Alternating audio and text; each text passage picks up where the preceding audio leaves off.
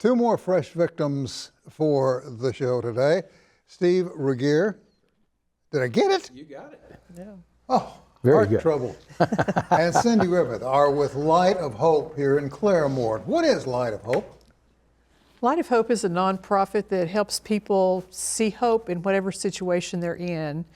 We originally started out in dealing with families dealing with addiction and individuals in addiction. And we've seen not only families dealing with addiction, but some of the collateral damage of that in grief and other kinds of upheavals in the family. And so Light of Hope's mission is just to help people find some kind of hope and support right where they are, and we try to direct them to help that they need. Even if they don't recognize that they need it? Most of the time they need to have a realization that they need it. Yeah. Steve, I noticed something here, substance misuse as opposed to substance abuse. Now that's a big change in the presentation of words. Yeah,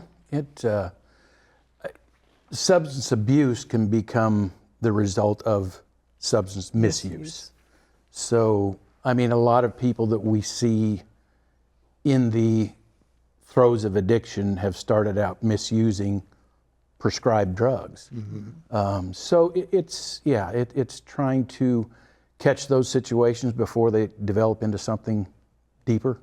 Personally, I'm just going to throw this out there. My son, I lost him in 2015. He went through a bout of addiction. So it's real personal to me to try and identify with these people, catch them before it gets too bad. We really try to, like Cindy said, meet people where they are. I mean, it's all different kinds of grief. A father walks through it one way, a mother walks through it one way. We've got a lot of different meetings that we hold now, support groups for general support. We've got a Mother's Angels Child Loss group that meets twice a week or twice a month. We just, in the last 2 months, have started a men's group, and it's just a grief group for men, which I think had been a missing piece. So there's just a lot of different places, and like Cindy said, it's that pebble that hits a pond and it just spreads. And the ripples just go and go They just forever. go and they go and they go. I see an education department bent on posting the 10 Commandments. And if you don't like it, then you're not realizing we need to work with our youth and give them the 10 Commandments. Nobody said anything about the Quran. Nobody said anything about other forms of religion. It's Christianity. Now, there's something manipulative going on here that I'm not smart enough to figure out, except I know it's wrong. It's very wrong. These kids today, yeah, they're smarter than I was at their age. They have more at their fingertips than you or I had. Right. But by golly, I don't think posting the 10 Commandments is going to cure it. It's going to take something else. Yeah. What are your thoughts on that? Well, I mean, what Cindy said, we started going into schools and doing assemblies, 4 years ago or so, and educating the kids from the roots, from the ground level, about, the dangers and the access that's out there to try. I mean, it's like you said, it's scary.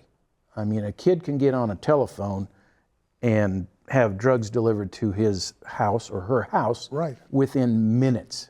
And it's that whole choice situation to help kids understand that there are choices to be made and consequences for those choices, like Cindy said. When I was a little puppy, many years ago, the big thing was alcohol.